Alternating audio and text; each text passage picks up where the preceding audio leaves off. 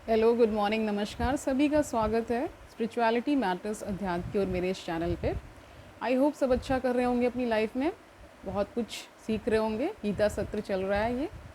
इस गीता ज्ञान से आप बहुत कुछ जान रहे होंगे, अपने जीवन के बारे में जान रहे होंगे, किस प्रकार हमें ये जो अद्भुत ज्ञान है ना, ये किस प्रकार हमें इंस्पायर कर रहा है ना, प्रेरणा दे रहा है, बहुत सारी गूढ़ बातों को समझा रहा है, जीवन कैसे जीना है। जैसे वहाँ अर्जुन परेशान है, ठीक है, यहाँ हम भी सब अर्जुन के समान परेशान ही हैं। तो बेसिकली ये जो श्रीमद् भगवद गीता है, ये हमें जीवन कैसे जीना है इसका भी संदेश देता है ना, सारे चीज़ों को ये कवर करता है। तो हम आज तीसरे अध्याय में प्रवेश कर गए हैं, ठीक है। तीसरा अध्याय कर्मयोग है, ठीक है। आज हम 3 श्लोक लेंगे, ठीक है। शुरू करते हैं आज का सेशन।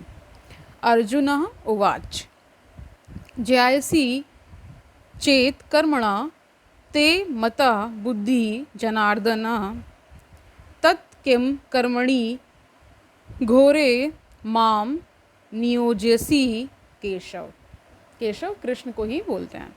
इसका अर्थ देखिए, अर्जुन ने कहा, हे जनार्दन, हे केशव, यदि आप बुद्धि को सकाम कर्म से श्रेष्ठ समझते हैं तो फिर आप मुझे इस घोर युद्ध में क्यों लगाना चाहते हैं। तो ये अर्जुन का प्रश्न है। अब इसका तात्पर्य देखिए। श्री भगवान कृष्ण यानी ने पिछले अध्याय में अपने घनिष्ठ मित्र अर्जुन को संसार के शोक सागर से उबारने के उद्देश्य से आत्मा के स्वरूप का विशद वर्णन किया है और आत्म साक्षात्कार के जिस मार्ग की संस्तुति की है वह है बुद्धि योग या कृष्ण भावना अमृत। कभी कभी कृष्ण भावना अमृत को भूल से जड़ता समझ लिया जाता है और ऐसी भ्रांत धारणा वाला मनुष्य भगवान कृष्ण के नाम जप द्वारा पूर्णतया कृष्ण भावना भावित होने के लिए प्रायः एकांत स्थान में चला जाता है। किंतु कृष्ण भावना अमृत दर्शन में प्रशिक्षित हुए बिना एकांत स्थान में कृष्ण नाम जप करना ठीक नहीं। यानी कि यहाँ पे इन्होंने ठीक से बता दिया है कि इसका अर्थ क्या है ना, कृष्ण भावना अमृत का, ठीक है। इससे अबोध जनता से केवल सस्ती प्रशंसा प्राप्त हो सकेगी। अर्जुन को भी कृष्ण भावना अमृत या बुद्धि योग ऐसा लगा मानो वह सक्रिय जीवन से संन्यास लेकर एकांत स्थान में तपस्या का अभ्यास हो। दूसरे शब्दों में वह कृष्ण भावना अमृत को बहाना बनाकर चातुरी पूर्वक युद्ध से ही जी छुड़ाना चाहता था। किंतु एक निष्ठ शिष्य होने के नाते उसने यह बात अपने गुरु के समक्ष रखी और कृष्ण से सर्वोत्तम कार्य विधि के विषय में प्रश्न किया। उत्तर में भगवान ने तृतीय अध्याय में कर्म योग अर्थात कृष्ण भावना भावित कर्म की विस्तृत व्याख्या की। अब दूसरा श्लोक देखिए। व्यामी श्रेण इव वाक्येन बुद्धिम मोहयसी इव मे तत् एकम वद निश्चित्य एन श्रेयः अहम आपनुयाम। इसका अर्थ देखिए। आपके व्यामी कह रहे कि आपके व्यामिश्रित यानी अनेकार्थक, इसका अर्थ बताया है ना, उपदेशों से मेरी बुद्धि मोहित हो गई है। अतः कृपा करके निश्चय पूर्वक मुझे बताएं कि इनमें से मेरे लिए सर्वाधिक श्रेष्ठकर क्या होगा। तो ये तो बहुत ही अच्छी बात है कि अगर गुरु निकट हो और कोई भी संशय हो तो गुरु से ही पूछ लेना चाहिए। दैनिक जीवन में भी अगर हमारे पास गुरु है तो वो हमारी सारी संस्थाओं, जितनी भी हमारे डाउट्स होते हैं ना, उनको क्लियर करने के लिए होते हैं ना। हम नॉर्मल एजुकेशन में भी देखते हैं कि वहाँ गुरु होते हैं, कहीं भी कोई डाउट होता है तो हम पूछते ही हैं। उसी प्रकार यहाँ पे भी आध्यात्मिक जीवन में भी गुरु की आवश्यकता होती है। बिना गुरु पार नहीं लगेगा, ऐसा बोला जाता है ना।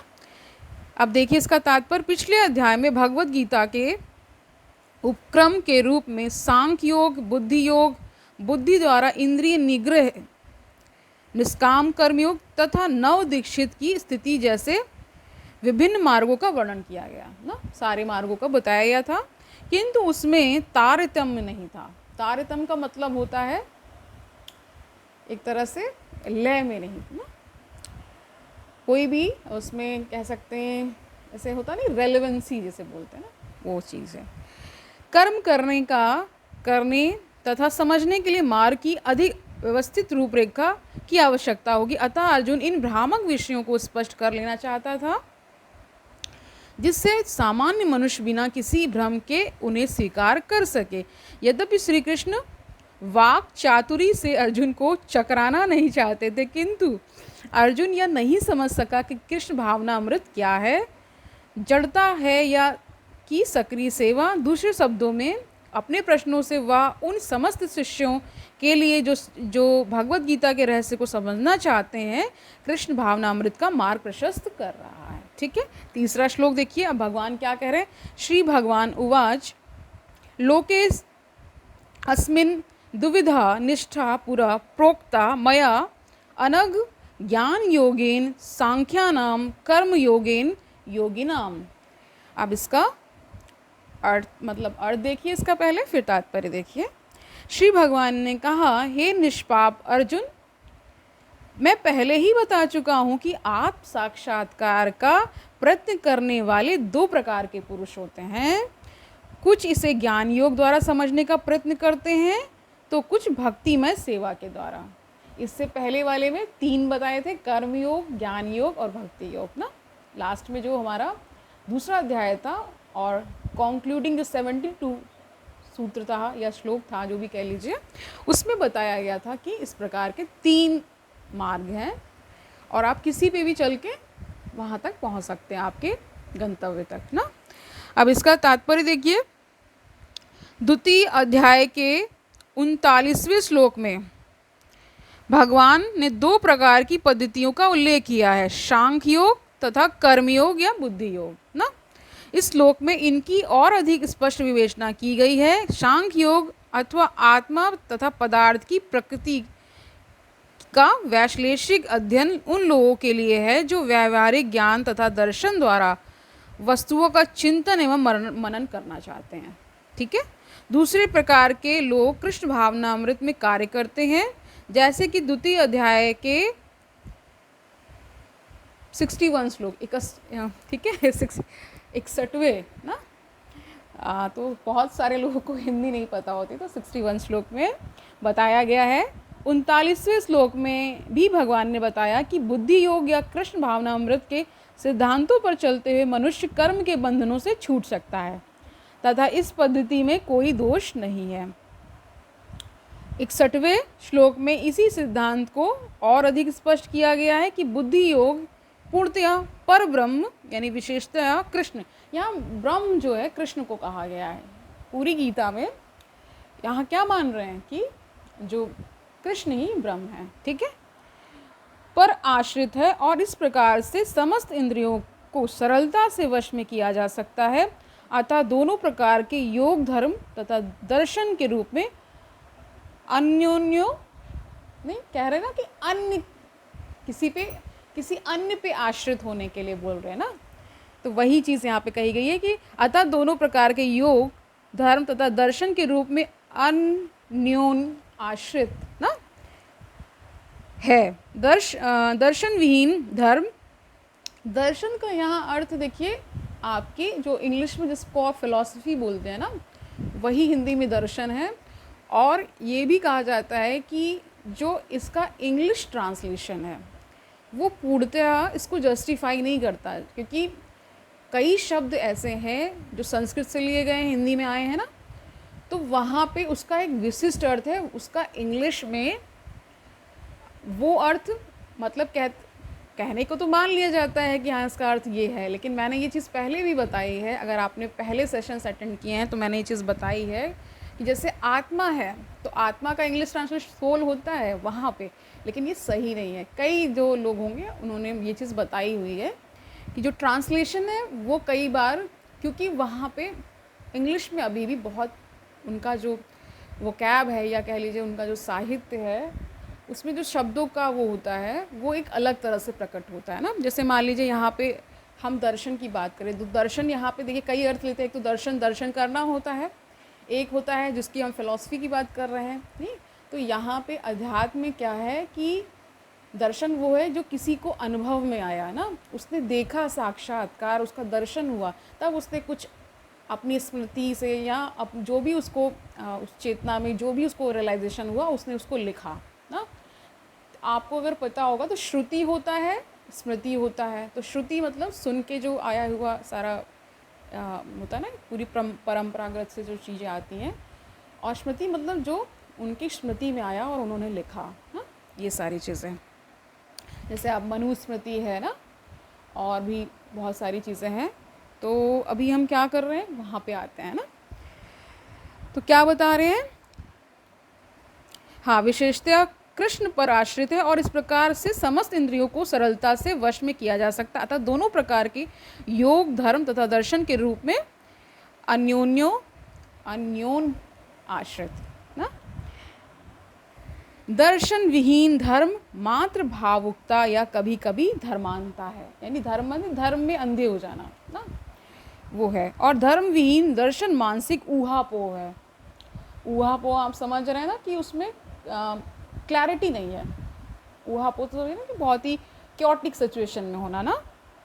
अंतिम लक्ष्य तो कृष्ण है, क्योंकि जो दर्शन कह रहे हैं कि अंतिम जो लक्ष्य है, जैसे मान लीजिए यहाँ पे कृष्ण की बात हो रही है, अगर आप वहाँ पढ़ेंगे, मान लीजिए रामचरितमानस पढ़ते हैं, तो उसमें क्या है, क्योंकि राम जी का पूरा वहाँ चरित्र का वर्णन हो रहा है, उनका सारा चीज़, और उसमें जो भी प्रसंग आ रहे हैं उनको केंद्र में रख के लिखे गए हैं। तो वहाँ पे ब्रह्म कौन हो जाएंगे, राम हो जाएंगे ना।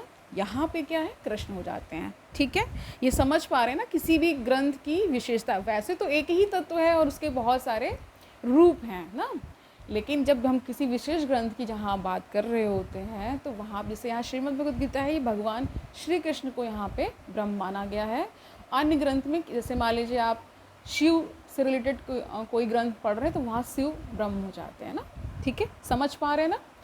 यहाँ पे ये मत कंफ्यूज होइए, तो यहाँ तो कभी तो राम को बोल दे रहे हैं, कभी तो कृष्ण को बोल दे रहे हैं, कभी शिव को। तत्व एक ही है, लेकिन उसका क्या है, रूप अनेक अनेक है। जिसके बारे में बोला जा रहा है उसको कहा जाता है, जिसको वहाँ पे एड्रेस किया जा रहा है, और या जो एड्रेस कर रहा है उसको लेकर के यहाँ पे ये क्लैरिटी हो जानी चाहिए। ठीक है, आगे जानिए। अंतिम लक्ष्य तो कृष्ण है, और क्या बता रहे हैं,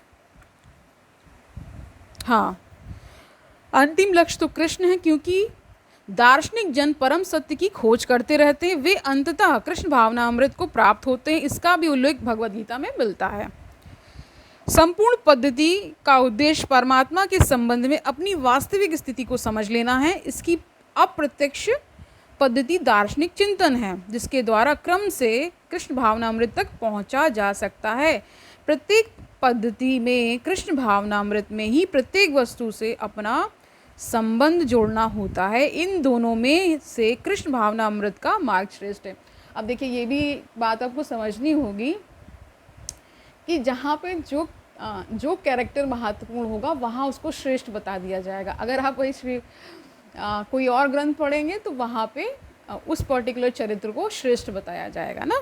इसको समझिए, क्योंकि इसमें दार्शनिक पद्धति द्वारा इंद्रियों को विमल नहीं करना होता। ठीक है, कृष्ण भावनामृत स्वयं ही शुद्ध करने वाली प्रक्रिया है, और भक्ति की प्रत्यक्ष विधि सरल तथा दिव्य होती है।